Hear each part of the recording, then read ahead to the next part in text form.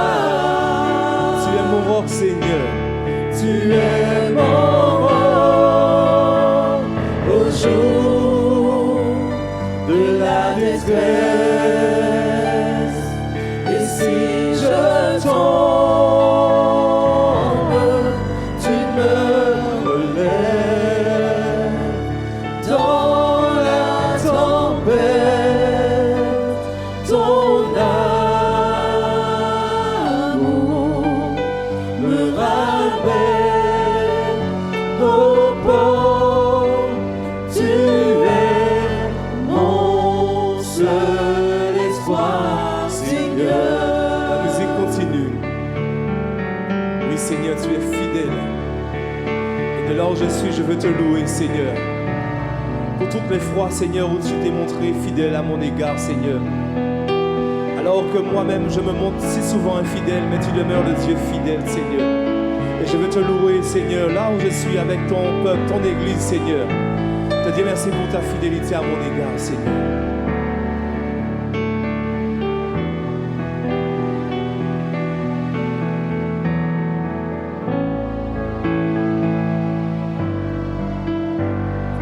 On va le reprendre. Tu es fidèle, tu ne changes pas. Tu es fidèle, tu ne changes pas.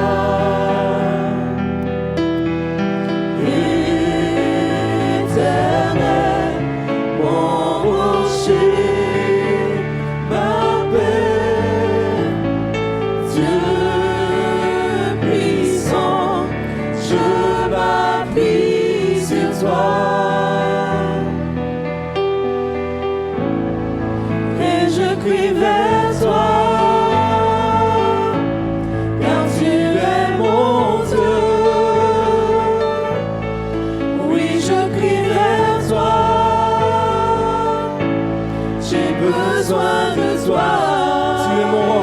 dernière fois.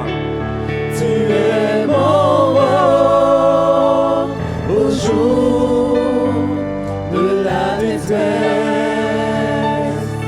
Et si je tombe, tu me relèves dans la tempête. Ton amour me ramène au port. Tu es mon seul espoir, Seigneur. Merci Seigneur. Nous voulons poursuivre ce moment de louange. Nous voulons dire à notre Dieu combien nous l'aimons. Pour ce faire, nous voulons chanter. Je veux chanter un chant d'amour pour mon Sauveur. Je veux chanter un chant d'amour pour mon Sauveur, pour toi Jésus. Merci pour ce que tu as fait, Jésus. Merci pour ce que tu as fait. Tu es si précieux, Jésus mon Sauveur.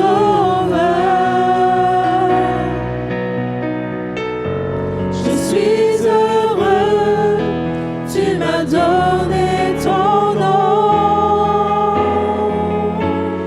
Je ne veux pas être ailleurs que dans tes bras d'amour. Dans tes bras d'amour, tout près de toi, contre ton cœur, dans tes bras d'amour. Je veux chanter. Je veux chanter un chant d'amour pour mon Sauveur, pour toi Jésus. Merci Jésus. Merci pour ce que tu as fait. Tu es si précieux, Jésus mon Sauveur.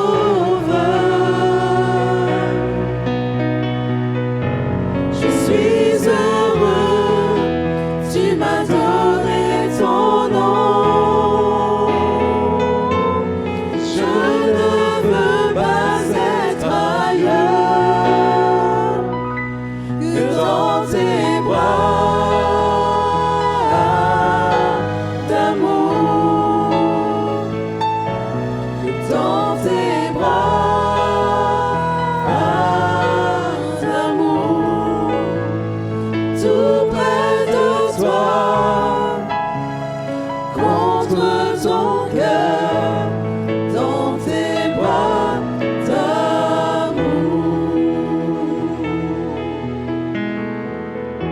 Oui Seigneur. Ce matin, nous voulons te chanter ce chant, Seigneur. Non pas avec nos lèvres, mais avec nos cœurs, Seigneur. Oui Seigneur, ce chant d'amour.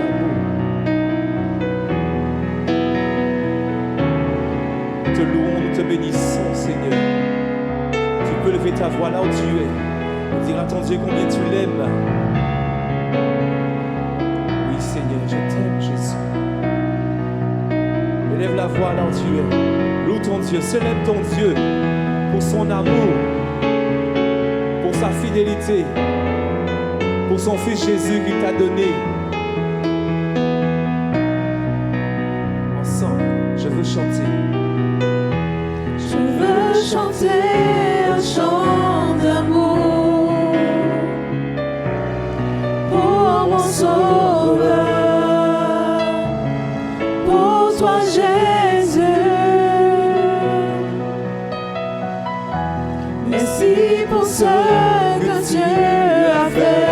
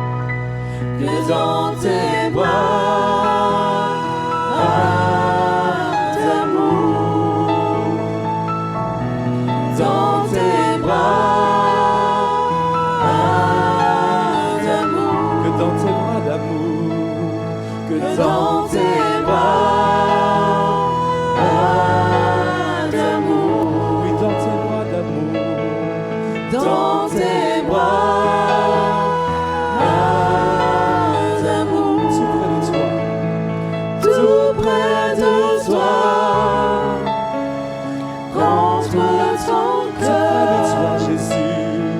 tout près de toi, contre ton Tout près de toi, cœur, Jésus. tout près de toi, contre Dernière fois, ton tout près de toi, cœur, Jésus. tout près de toi, contre ton cœur, dans tes bras d'amour. Merci, Jésus.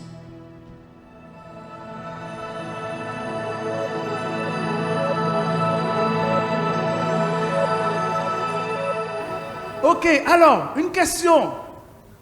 Avez-vous encore soif? Avez-vous encore soif? Je n'ai pas bien entendu. Alors, vous savez, lorsqu'une personne a soif, un verre d'eau peut lui suffire. D'accord? Mais lorsqu'une personne a très soif, il lui faut plus qu'un verre d'eau pour étancher sa soif. Est-ce que vous êtes d'accord avec moi? Vous êtes d'accord avec moi? Et je suis sûr, mais vraiment certain, que ça vous est déjà certainement arrivé. Soit que vous demandez un verre d'eau, ou soit qu'on vous propose un verre d'eau et que vous dites, vous voulez encore un petit peu? Et vous dites, volontiers, je veux bien. Mais pourquoi vous dites ça? C'est parce que vous avez encore soif. Le verre ne vous a pas suffi. D'accord? Surtout s'il fait très chaud. D'accord? Vous êtes d'accord? Ça vous est déjà arrivé en fait? Moi, ça m'est déjà arrivé. Hein? Ça vous est déjà arrivé aussi? D'accord, ben nous sommes, comme on dit, nous sommes de la même nature. Ok, bon, ce matin, nous allons poursuivre avec notre thème, avoir encore soif. Et ce matin, je vous propose 3 points que nous allons ensemble partager avec ce thème, avoir encore soif. Et pour ce faire, nous allons faire 3 lectures. Nous allons faire une première lecture, ce sera dans l'évangile de Jean. L'évangile de Jean, le chapitre 16 et le verset 13. Évangile de Jean, chapitre 16, verset 13. Je lis. Quand le consolateur sera venu, l'Esprit de vérité, il vous conduira dans toute la vérité, car il ne parlera pas de lui-même, mais il dira tout ce qu'il aura entendu et il vous annoncera les choses à venir. Retenez quand leur consolateur. Deuxième lecture. Ce sera Romains, chapitre 5, verset 5. Romains 5, 5 qui nous dit ceci. Or, l'amour ne trompe point, parce que l'espérance ne trompe point, parce que l'amour de Dieu est répandu dans nos cœurs par le Saint-Esprit qui nous a donné.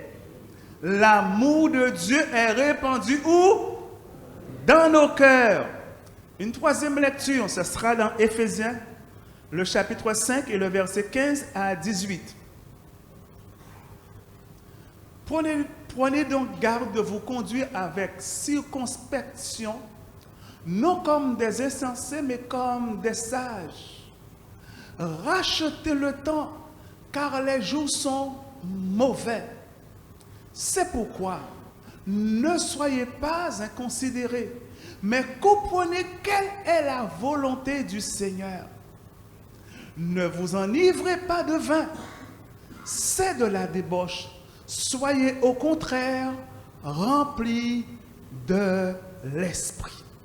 Soyez au contraire remplis de l'Esprit. Prions le Seigneur, frères et sœurs. Te bénissons, Seigneur, et nous te rendons grâce. Prions, Seigneur, qu'au travers de ta parole, tu nous enseignes. Qu'au travers de ta parole, tu nous instruis. Tu sais combien nous avons besoin d'entendre ta voix. Nous avons besoin de connaître tes directives, ô Dieu, car nous voulons faire ta volonté et non la nôtre, ô Dieu. Alors nous prions que par ton Saint-Esprit, tu parles à nos cœurs comme tu sais parler au cœur des hommes, que nous puissions entendre ce que tu nous dis et que nous puissions mettre en pratique ce que tu nous dis. Père, à ton nom soit honneur et gloire, et cela dans le nom de Jésus. Amen. Le titre de la pensée en ce matin, ou poursuivons ce thème, avoir encore soif. Alors, avoir encore soif de consolation, d'amour et de la plénitude du Saint-Esprit. Nous allons voir 3 points en ce matin. Avoir encore soif de consolation, d'amour et de la plénitude du Saint-Esprit. Frères et sœurs, chers amis, lorsque nous parlons d'avoir soif, les besoins peuvent être différents les uns les autres. Cependant, tous nous avons besoin à un moment ou à un autre de notre vie de plus de ce que nous avons déjà. Vous m'avez entendu? Nous avons besoin tous à un moment ou à un autre de notre vie de plus de ce que nous avons déjà. Exemple, les personnes âgées, ils ont besoin de plus de la présence de leurs proches à leur côté. Vous avez remarqué ça? Vous avez remarqué ça pour ceux qui fréquentent ou qui ont des personnes âgées? Moi, je me rappelle, ma grand-mère, elle m'appelait souvent. Et elle me disait, en laissant bitin bao.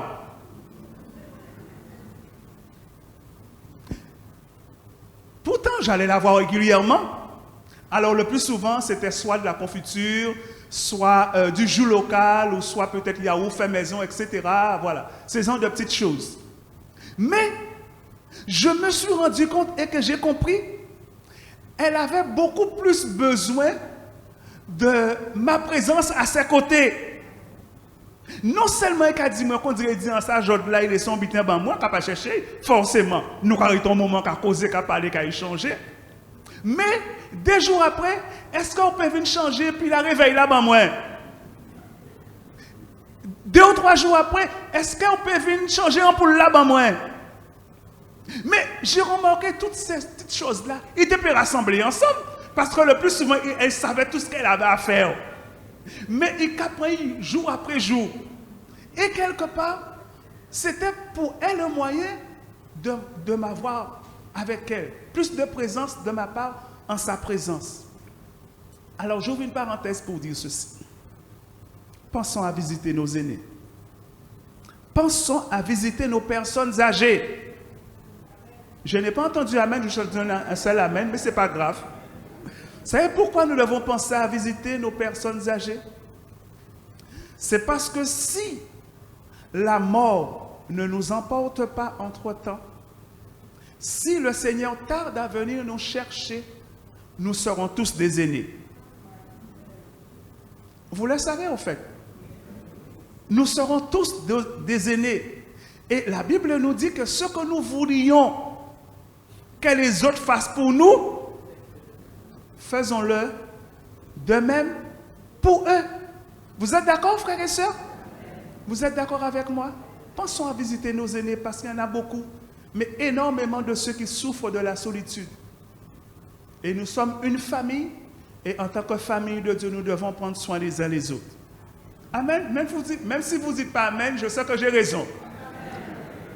Amen. Donc je disais que nous avons besoin à certains moments de notre vie de plus de ce que nous avons déjà. Un autre exemple, les salariés, ils ont besoin d'un peu plus sur leur salaire. Vous avez remarqué ça? Non, il n'y a pas de personnes salariées ici. Généralement, un petit quelque chose de plus. Hein? Un petit 150 € de plus. Qu'est-ce que vous en pensez? Ça fait du bien. Et comme on dit, ça met du beurre dans les épinards. Pour employer une expression. Les retraités, ils ont besoin un peu plus sur leur pension. N'est-ce pas, mes soeurs et frères qui sont retraités ici? Il n'y a pas de retraités ici? Mais si, on a besoin un peu plus. Surtout, vous êtes rendu compte que les choses deviennent de plus en plus chères. Hein? Et certainement, comme moi, vous avez entendu parler de la baisse du pouvoir d'achat. Donc forcément, nous besoin un peu plus. N'est-ce pas vrai? Est-ce que vous êtes d'accord avec moi? Mais oui! Il n'y a pas abandonné, c'est pas grave, monsieur, tu es abandonné, nous sommes bien contents. Est-ce que vous êtes d'accord? Ok, d'accord. Alors, frères et sœurs, en matière de consolation, qui est notre premier point, vous et moi, nous avons avec nous et en nous le consolateur. Jean chapitre 14, verset 16, qui nous dit ceci.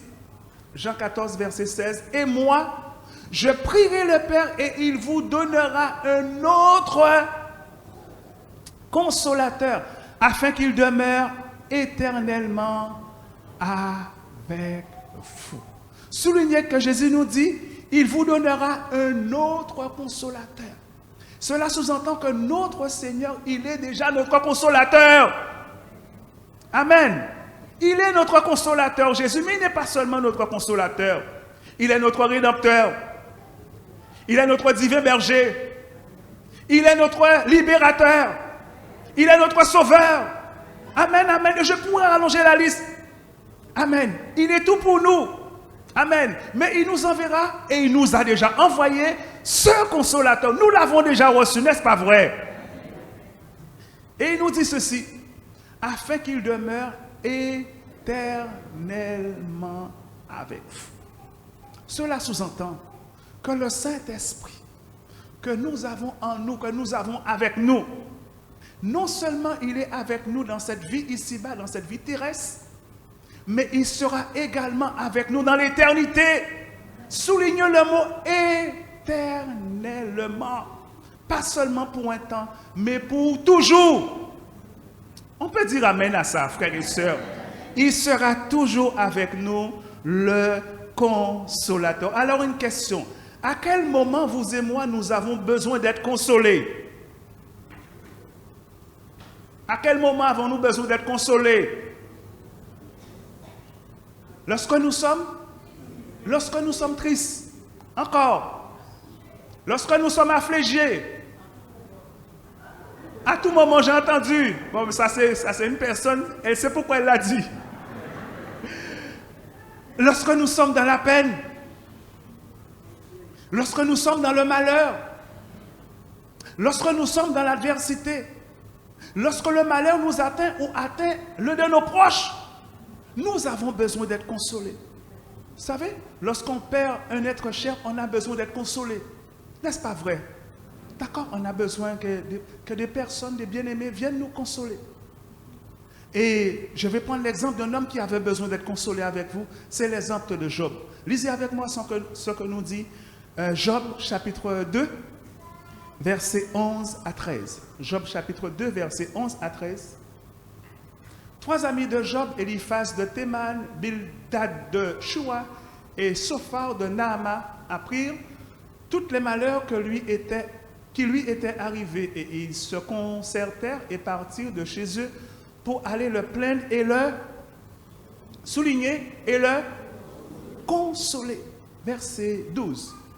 Ayant de loin porté les regards sur lui, ils ne le reconnurent pas. Et ils élevèrent la voix et pleurèrent. Et ils déchirèrent leurs manteaux et ils jetèrent de la poussière en l'air et au-dessus de leur tête.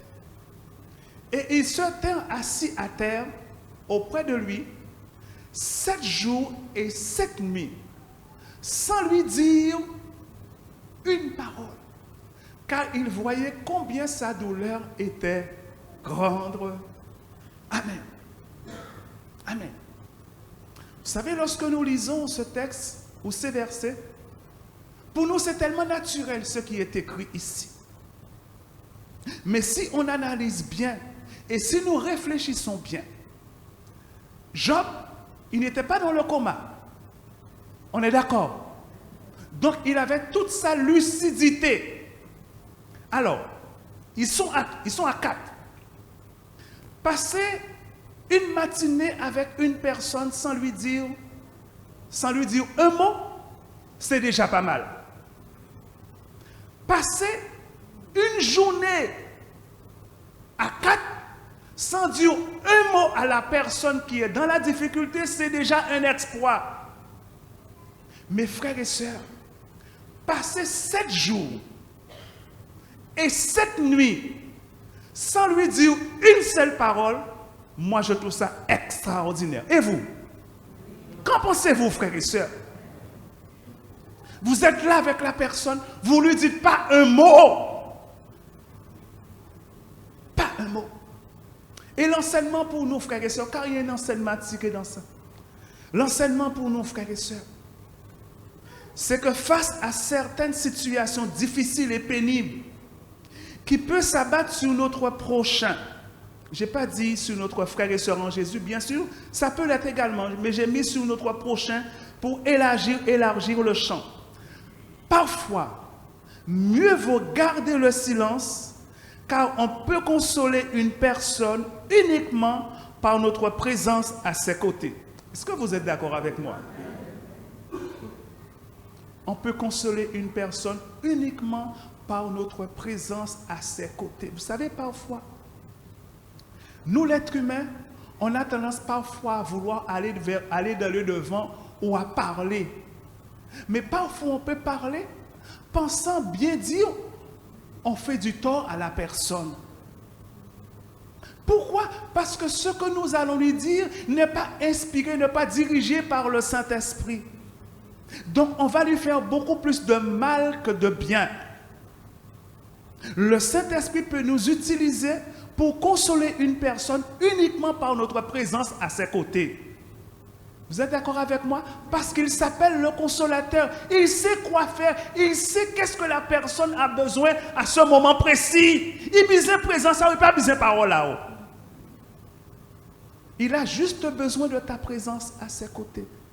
Et pour le Saint-Esprit, c'est suffisant pour pouvoir consoler la personne qui est dans la difficulté, qui est dans l'adversité. Mais ça, c'est un premier cas de figure.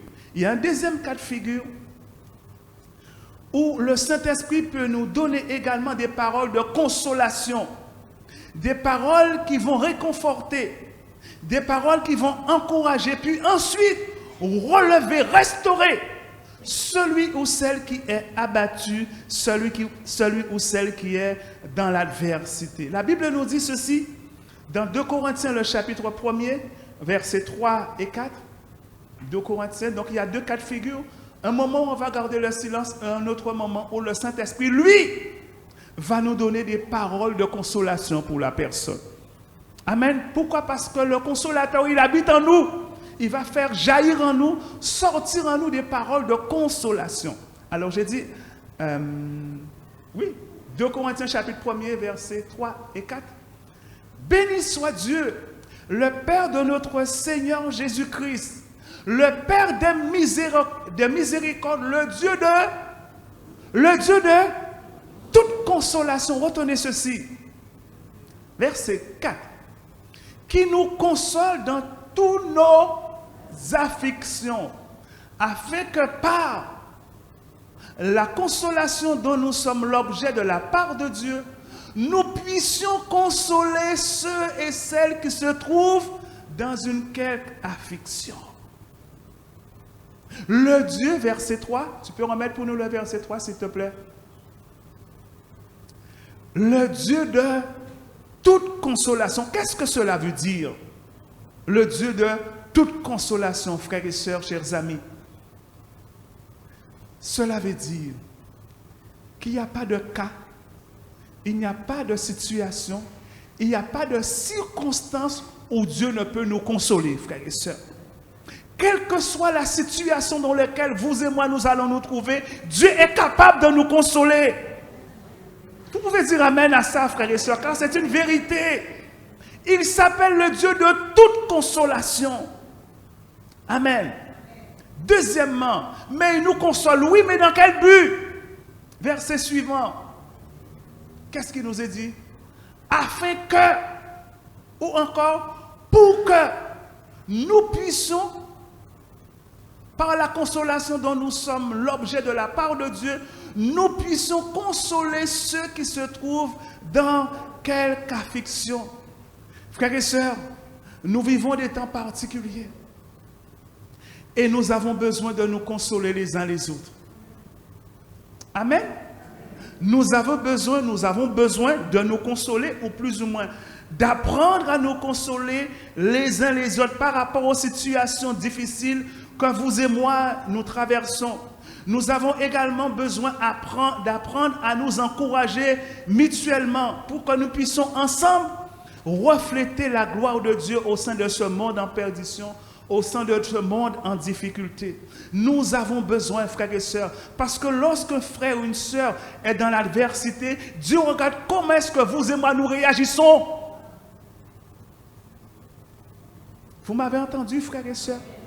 Lorsque nous savons qu'un bien-aimé ou une bien-aimée est dans l'adversité, dans le malheur, Dieu regarde comment est-ce que vous et moi nous réagissons. Amen. Et nous avons besoin de réagir en tant que famille de Dieu. Savoir nous encourager les uns les autres. Savoir nous consoler les uns les autres. Savez pourquoi? Est-ce que vous savez pourquoi? Je vous fais le geste et vous allez comprendre. Vous comprenez ce que je fais là? C'est parce que la roue tourne. Ce que l'autre est en train de vivre, peut-être qu'un jour tu vas le vivre. Et peut-être que ce que l'autre est en train de vivre, il a besoin de toi à ses côtés pour pouvoir l'encourager. Quand toi tu vivras certaines choses, tu verras combien c'est difficile de ne pas avoir quelqu'un à ses côtés pour être encouragé et être fortifié par lui.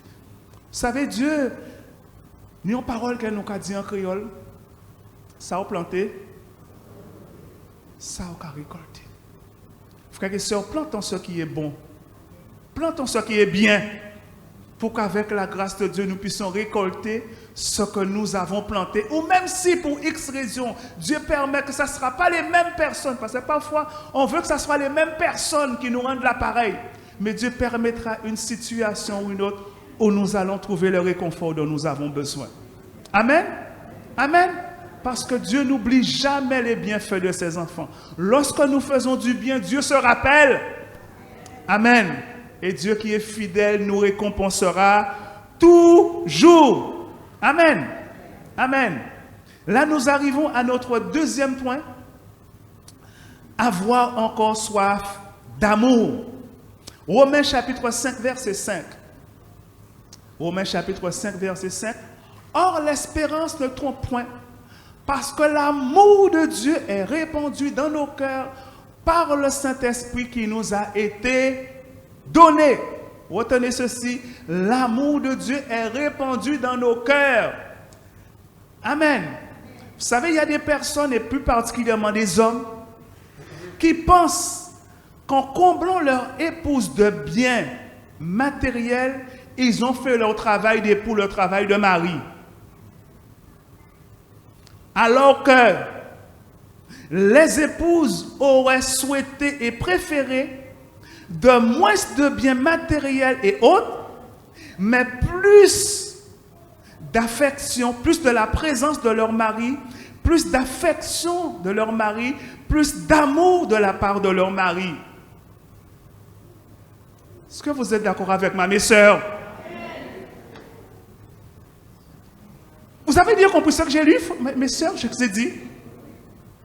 Mais moi, j'ai pensé que vous serez... J'aurais entendu un grand amen. Mais si, parce qu'il y a des personnes qui ont depuis au bas, en bas, quand vous voulez encore. En bas, en voiture, en vélo, permis, en vélo, quand vous voulez. Alors que l'épouse, qu'est-ce qu'elle aurait souhaité de plus de la présence de son mari à ses côtés? Est-ce que vous êtes d'accord, mes sœurs? De plus de l'affection de leur mari, de plus d'amour de leur mari. Amen. Bien sûr, avoir le bien matériel, merci Seigneur. Mais ce qui est important et essentiel pour une femme, je veux croire, hein, mes sœurs, je ne me trompe pas, mais c'est l'affection et l'amour. Waouh, maman. Hé, laissez-moi, moi, vous entendez bien. Ah, pas parce que nous chrétiens, que nous pas. D'accord, frères et sœurs? On est poétique, on est d'accord, frères et sœurs? Vous êtes d'accord avec moi? On est encore sous la terre, hein?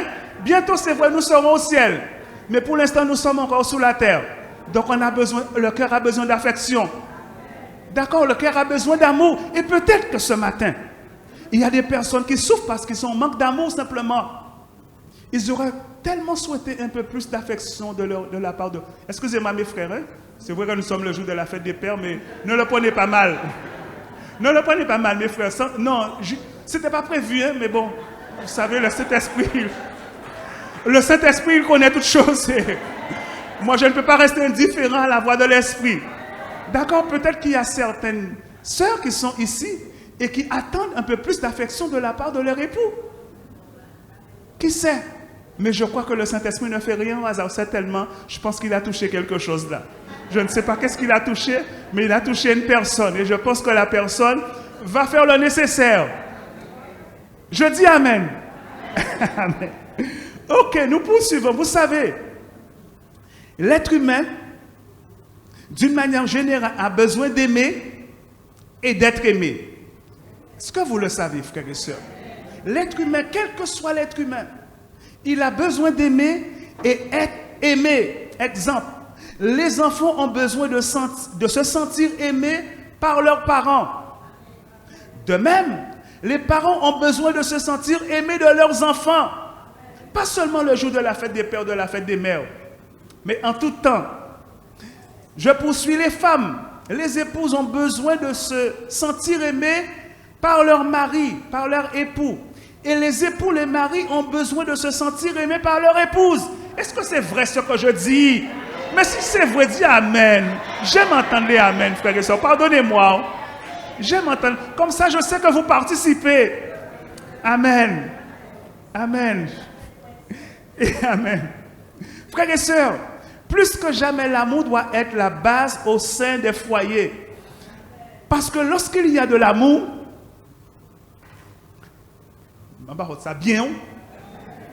lorsqu'il y a de l'amour, même si nous qu'à manger pain sec et nous qu'à boire de l'eau sucrée, nous contents. Qu'est-ce nous contents? D'accord? Pourquoi? Parce que l'amour est là. Nous pas misons l'obité, nous pas contents nous de très peu. Pourquoi? Parce que l'amour est là, le cœur est comblé. Est-ce que vous êtes d'accord, frères et sœurs? En tout cas, vous devez dire Amen. Regardez ce que nous dit le livre des Proverbes. Il confirme ce que j'ai dit ou ce que je viens de dire. Proverbes, chapitre 15, verset 17. Regardez ce qui nous est dit. Mieux vaut, vous avez vu ce qui est écrit? Mieux vaut de l'herbe. Il n'a pas dit nous salade, non? Salade, c'est pas mal. Mais il a dit mieux vaut de l'herbe. Pour nourriture, là où règne l'amour, qu'un bœuf engraissé, bien gras, si l'amour n'est pas là. Vous êtes d'accord avec ce qui est écrit? Amen. On va prendre un autre verset qui va dans le même sens. C'est Proverbe chapitre 17, verset 1er, qui va dans le même sens. Mieux vaut un morceau de pain sec, il n'y a rien dedans, avec la paix, qu'une maison pleine de viande avec de querelles. Frères et sœurs, l'amour est la base de tout. Et l'amour doit être la base au sein des foyers. Amen. C'est l'amour qui doit régner dans les foyers. Et particulièrement les foyers chrétiens. C'est l'amour qui doit régner. Amen, frères et sœurs. Amen. Je poursuis pour dire ceci. Et pour moi, frères et sœurs, c'est très important. Je sais que pour le Seigneur, c'est également très important. L'amour doit être la base au sein du foyer. Mais l'amour également, l'amour doit être la base au sein de l'Église du Seigneur, Jésus. Dans notre relation entre frères et sœurs en Jésus-Christ. Parce que lorsqu'il y a l'amour, le Saint-Esprit peut agir librement au sein de l'Église. Amen. Lorsqu'il y a l'amour, le Seigneur accomplit librement au sein de son Église des prodiges et des miracles. Amen. Amen, frères et sœurs. Amen. Lorsqu'il y a l'amour, le Seigneur peut agir. Ou le Seigneur agit. Lorsqu'il y a l'amour, le Saint-Esprit le voit et il agit. Amen, frères et sœurs. Lisons ce qui nous est dit dans 1 Jean, le chapitre 4, versets 20 et 21. 1 Jean. Si quelqu'un dit « J'aime Dieu » et qu'il haït son frère, c'est un menteur, c'est une menteuse. Pardonnez-moi, ce n'est pas écrit, mais c'est pour que les sœurs puissent comprendre qu'elles sont également concernées. Hein? D'accord, frères et sœurs? D'accord? Car celui qui n'aime pas son frère qu'il voit, ou sa sœur qu'il voit, ou celle qui n'aime pas qu'il voit, comment peut-il aimer Dieu? Pour Dieu, il y a un problème, frères et sœurs. Tu ne vois pas, tu n'aimes pas celui que tu vois dans tes yeux. Comment peux-tu aimer celui que tu ne vois pas par tes... Bien sûr, tu ne le vois par la foi. Pour Dieu, il y a un problème, frères et sœurs. Parce qu'il y a des personnes pour eux, ah, c'est le Seigneur, c'est le... Mets ton prochain à côté de toi. Et ta sœur à côté de toi. Vous avez, il est parlé des frères et sœurs, hein, ici. D'accord? Tu ne peux pas dire, parce que pour Dieu, ça ne passe pas. Est-ce que vous me saisissez bien, frères et sœurs? Pour le Seigneur Jésus, ça ne passe pas. Ou qu'a dit, moi, ou qu'a levé, mais c'est à côté à est-ce que pourquoi est-ce que tu hais celui qui est à côté de toi? Pourtant, c'est ton frère, c'est ta soeur en Jésus. Qu'est-ce que tu lui reproches? Qu'est-ce que tu lui reproches? Frères et sœurs, Dieu, notre Dieu, il regarde au cœur, ne l'oublions jamais. Tu peux faire beaucoup de choses dans l'église. Tu peux faire beaucoup de choses pour, quelque part, pour impressionner les autres. Mais Dieu regarde dans ton cœur. Et pour Dieu, c'est l'amour qui doit régner dans ton cœur. En tant que son racheté, c'est l'amour qui doit régner dans ton cœur. Pourquoi? Parce que Dieu est amour, Jésus est amour, le Saint-Esprit est amour. Et nous avons toutes ces personnes-là avec nous. Donc forcément, l'amour doit régner dans nos cœurs, frères et sœurs. Nous ne serons pas des personnes parfaites pour autant, mais l'amour doit régner dans notre cœur. S'il y a de demander pardon ou de se réconcilier, on doit pouvoir se réconcilier entre frères et sœurs en Jésus. Qu'en pensez-vous, frères et sœurs? Parce que ça arrive qu'il y ait des tensions, des conflits, mais on doit pouvoir se réconcilier parce que Dieu nous regarde. Les yeux de Dieu sont sur nous. On ne peut pas tromper Dieu, on peut tromper son prochain, on peut tromper son frère et sa soeur, mais on ne pourra jamais tromper Dieu. Le verset poursuit pour nous dire, le verset 21. Et nous avons de lui ce commandement, que celui qui aime Dieu aime aussi son frère, aime aussi sa soeur, ou celle qui aime Dieu, qu'elle aime aussi son frère, qu'elle aime aussi sa soeur. Vous savez, le premier commandement, c'est quoi? Tu aimeras le Seigneur, ton Dieu, de tout ton cœur, de toute ton âme, de toute ta force, de toute ta pensée. Mais tout de suite après, qu'est-ce qu'il nous est dit? Tu aimeras ton prochain comme... Ah, mon frère me l'a mis. Voilà, ok. Tu aimeras ton prochain comme toi-même. Tu aimeras ton prochain comme toi-même, frères et sœurs. C'est très important pour Dieu, car, frères et sœurs, l'amour que nous avons les uns les autres, c'est par l'amour que nous avons les uns envers les autres, que nous prouvons et que nous démontrons à Dieu que nous nous aimons véritablement. Est-ce que vous m'avez entendu, frères et sœurs? C'est par l'amour que nous avons les uns pour les autres que nous prouvons à Dieu, que nous démontrons à Dieu que nous nous aimons les uns les autres. Vous savez pourquoi? C'est parce que Dieu, lui, il regarde au cœur.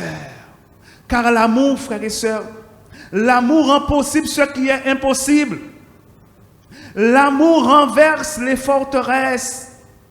L'amour au sein de l'Église peut déplacer les montagnes. L'amour au sein de l'Église peut vaincre les géants qui agissent peut-être dans nos vies.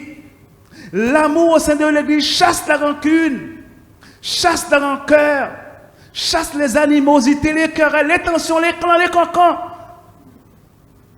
L'amour chasse toutes ces choses, frères et sœurs. Lorsqu'il y a l'amour dans un cœur, il chasse toutes ces choses au nom de Jésus. Amen. C'est pour ça qu'il nous est dit avec vérité dans 1 Corinthiens, le chapitre 13, verset 13.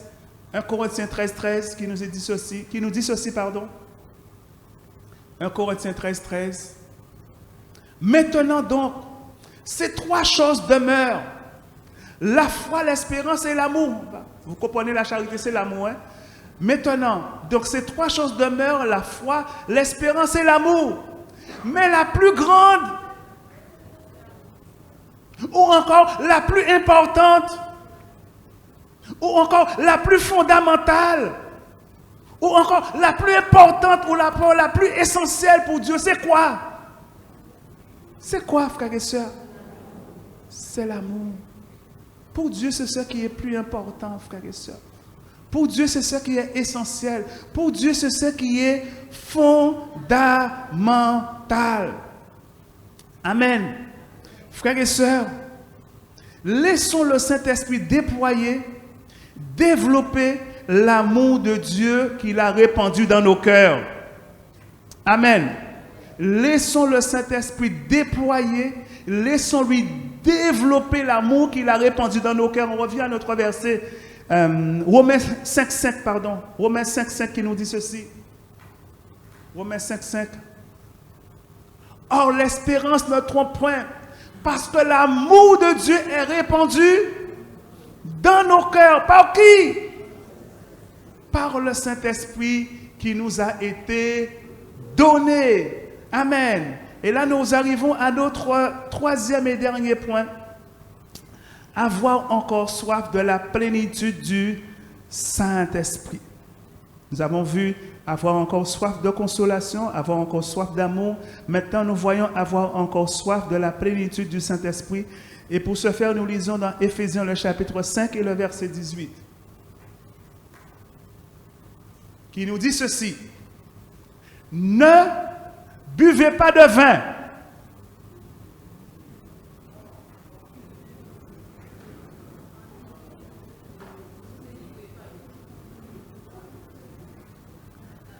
Vous me regardez. C'est pas ça qui est écrit? D'accord, ok. Vous avez compris, je l'ai fait exprès. Hein? D'accord. Ne vous enivrez pas de vin. Parce qu'il n'est pas interdit de boire du vin. On est d'accord, mes frères et sœurs. Est-ce que vous êtes d'accord? D'accord. Ne vous enivrez pas de vin. Vous savez, il y a des personnes qui, lorsqu'ils sont dans une cérémonie, le fait qu'ils ont des frères et sœurs à côté d'eux, il y a un vieux petit boin de vin, mais au cas de quand un tel qui dit ici un petit boin de vin. Non, mais c'est vrai, je remarque parfois, il y a une forme d'hypocrisie. Il y a une forme d'hypocrisie comme qui on ne peut pas boire un verre de vin. Oui, on peut boire un verre de vin. Bien sûr, si tu sais que ça ne va pas aller avec toi, pas prendre. D'accord, tu sais que ça, tu ne vas pas le supporter, ne le prends pas. D'accord, mais on peut boire un verre de vin. D'accord, c'est s'enivrer qui n'est pas bon. Boire trop ou boire à dépasser. Parce que quand on boit trop, forcément on dit ce qu'on ne doit pas dire et on fait ce qu'il ne faut pas faire. On est d'accord, hein? C'est pour ça que l'apôtre nous dit, ne vous enivrez pas de vin. Il nous dit c'est de la débauche. Mais il nous dit également, mais il nous dit au contraire, soyez remplis de l'Esprit. Remarquez, il ne nous a pas dit soyez baptisés du Saint-Esprit. Il ne nous a pas dit non plus soyez renouvelés dans le baptême du Saint-Esprit. Mais il nous a dit soyez remplis de l'Esprit. Il y a une différence, hein? N'est-ce pas? Entre être baptisé du Saint-Esprit, être renouvelé dans le baptême du Saint-Esprit et être rempli de l'Esprit. Alors, qu'est-ce que cela veut dire? Qu'est-ce que cela sous-entend? Qu'est-ce que cela signifie être rempli de l'Esprit? Qu'est-ce que cela veut dire? Je vous dis, frères et sœurs, ce que cela veut dire. Être rempli de l'Esprit, cela sous-entend, cela veut dire que toutes nos actions, toutes nos paroles, nos pensées doivent être inspirées, dirigées, conduites par le Saint-Esprit. Le Saint-Esprit doit être notre conducteur, notre enseignant, notre guide, pour ainsi nous aider à ressembler chaque jour, davantage ou chaque instant de chaque jour, à notre Sauveur et notre Seigneur Jésus-Christ. Voilà ce que cela signifie, être rempli de l'Esprit. Nos pensées, nos actions doivent être inspirées, dirigées, conduites par le Saint-Esprit. Alors ma question, est-ce que c'est le cas, frères et sœurs? C'est une question, mais je vais poser la question tout à l'heure différemment. Mais je continue pour dire ceci. Donc, le Saint-Esprit a besoin, et pour que cela puisse se faire, le Saint-Esprit, il a besoin de notre collaboration, il a besoin de notre partenariat. Il a besoin que nous puissions soumettre constamment notre volonté à sa volonté, lui laisser le plein contrôle de notre existence. Frères et sœurs, plus que jamais, vous et moi, nous avons besoin d'être remplis du Saint-Esprit. Pas de temps en temps, pas d'une manière occasionnelle, mais en tout temps et en toutes circonstances. Permettant ainsi au Saint-Esprit de nous utiliser quand il veut, où il veut, et pour la seule gloire du Seigneur Jésus-Christ. Alors je vous pose la question maintenant. Frères et sœurs, est-ce que nous sommes remplis de l'Esprit? Je n'ai pas entendu, hein? Je sais, peut-être vous êtes en pleine réflexion. Est-ce que nous sommes remplis de l'Esprit? J'entends un oui à chacun. Frères et sœurs, vous avez remarqué les conditions que j'ai... Je reprends ce que j'ai dit. Hein? Peut-être que vous n'avez pas bien compris, mais je reprends. Alors, être rempli de l'Esprit, très important. Cela veut dire que toutes nos actions, toutes nos paroles, toutes nos pensées doivent être inspirées, dirigées, conduites par le Saint-Esprit. Est-ce que c'est le cas, frères et sœurs? Frères et sœurs, je pense qu'il faut être sincère avec soi-même, frères et sœurs. Bien sûr, nous sommes, nous sommes à l'école de Dieu. Et nous voulons, avec la grâce de Dieu, qu'il en soit ainsi, frères et sœurs. Parce que c'est le vœu du Saint-Esprit, c'est le désir du Saint-Esprit. Parce que lorsque nous sommes remplis de l'Esprit, le Saint-Esprit peut nous utiliser quand il veut. On ne raisonne pas avec lui, on ne discute pas, on est en allié, on est en partenariat. Et c'est ce que Dieu espère et désire pour chacun de nous, frères et sœurs. Vous savez, avec Dieu, il faut être sincère, hein, frères et sœurs. D'accord? Mieux vaut dire à Dieu, Seigneur, ce n'est pas encore le cas, mais j'aspire et je désire. Au moins là, Dieu comprend. Pour dire à Dieu, oui, c'est le cas, alors que Dieu constate que ce n'est pas le cas. Vous êtes d'accord avec moi, frères et sœurs? Amen. C'est pour ça que l'apôtre dit, soyez, au contraire, soyez. D'accord? Soyez remplis du Saint-Esprit. Frères et sœurs, si nous constatons et réalisons ensemble que ce n'est pas encore le cas, alors nous pouvons réclamer la grâce de Dieu afin qu'il accomplisse à notre égard, en notre faveur, ce qu'il a promis, car sa volonté, c'est que vous et moi, nous soyons remplis du Saint-Esprit. Amen.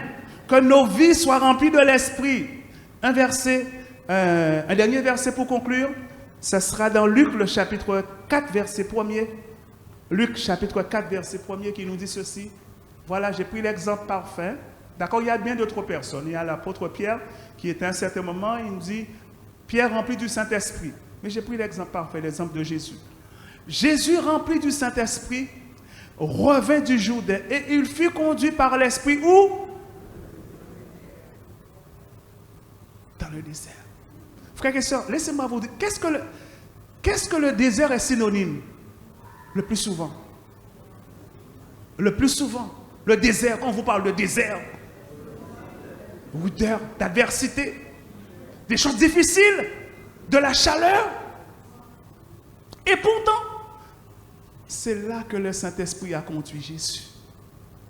Mais remarquez, Jésus n'a pas dit au Saint-Esprit, hey, pourquoi c'est là que tu me conduis? Pourquoi est-ce qu'on ne va pas dans les foules, dans les rues, dans les villes, dans les villages? Le Saint-Esprit, le fait que Jésus, il était rempli du Saint-Esprit, il s'est soumis à la volonté du Saint-Esprit. Frères et sœurs, lorsque nous sommes remplis du Saint-Esprit, nous sommes soumis à la volonté du Saint-Esprit. Lorsque nous sommes remplis de l'Esprit, on ne discute pas avec le Saint-Esprit. Lorsque nous sommes remplis de l'Esprit, on ne raisonne pas avec le Saint-Esprit. Pour dire, tu dis ça, mais non. On fait que ce, comme Jésus, il était rempli de l'Esprit, le Saint-Esprit l'a conduit dans le désert, et bien tout naturellement, il a suivi le Saint-Esprit dans le désert. Et c'est là ce que Dieu attend de chacun de nous, frères et sœurs. Que vous et moi, nous puissions apprendre à composer avec le Saint-Esprit. Que nous puissions être véritablement en partenariat avec le Saint-Esprit. Afin qu'il nous conduise selon sa volonté. Afin qu'il nous conduise selon ses plans divins. Et je poursuis pour dire, pour aborder la conclusion également, dire ceci, frères et sœurs, lorsque on est rempli du Saint-Esprit, on peut naturellement se laisser conduire par le Saint-Esprit, qui lui nous conduit selon ses plans divins, car l'Esprit de Dieu, il a reçu des plans divins pour chacune de nos vies. Car assurément, Dieu a un plan prévu pour chacun de ses enfants. Et c'est avec l'Esprit et par l'Esprit qu'il a décidé de le réaliser. Vous m'avez entendu, frères et sœurs? Dieu a un plan pour chacun de nous, mais c'est avec l'Esprit et par l'Esprit qu'il a décidé de le réaliser. Frères et sœurs, d'où l'importance pour nous d'apprendre à connaître le Saint-Esprit. D'apprendre véritablement à bien le connaître, frères et sœurs, afin que nous puissions composer avec lui, afin que nous puissions vivre en harmonie avec lui.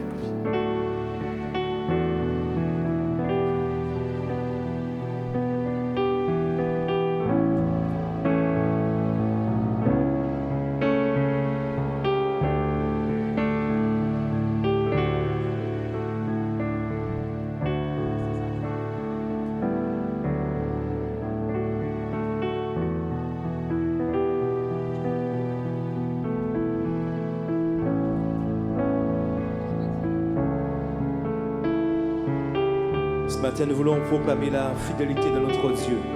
Et nous voulons dire que notre Dieu est fidèle et qu'il ne change pas. Et nous voulons le louer pour cette qualité qu'il a, que lui seul possède, une fidélité qui ne change pas.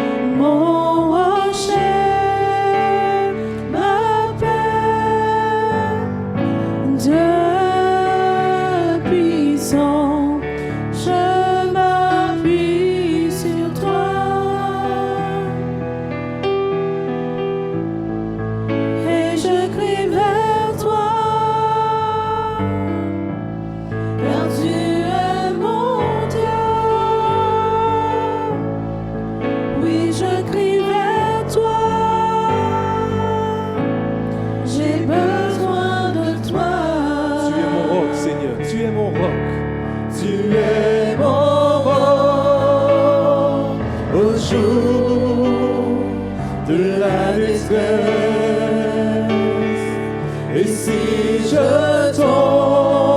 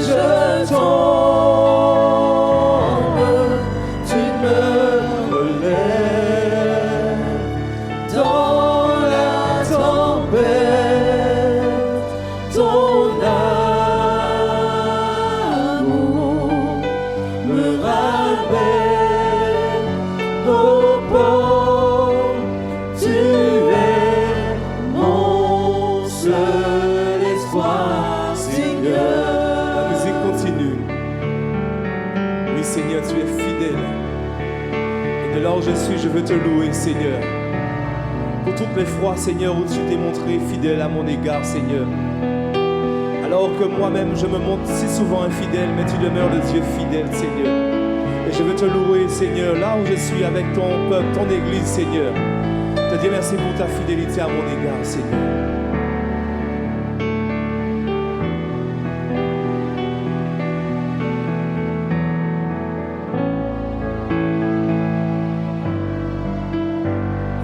On va le reprendre. Dieu fidèle, tu ne changes pas.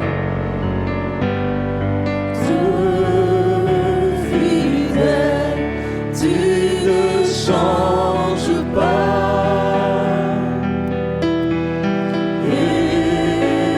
éternel, mon rocher, ma paix, Dieu puissant, je m'appuie sur toi, et je crie vers toi.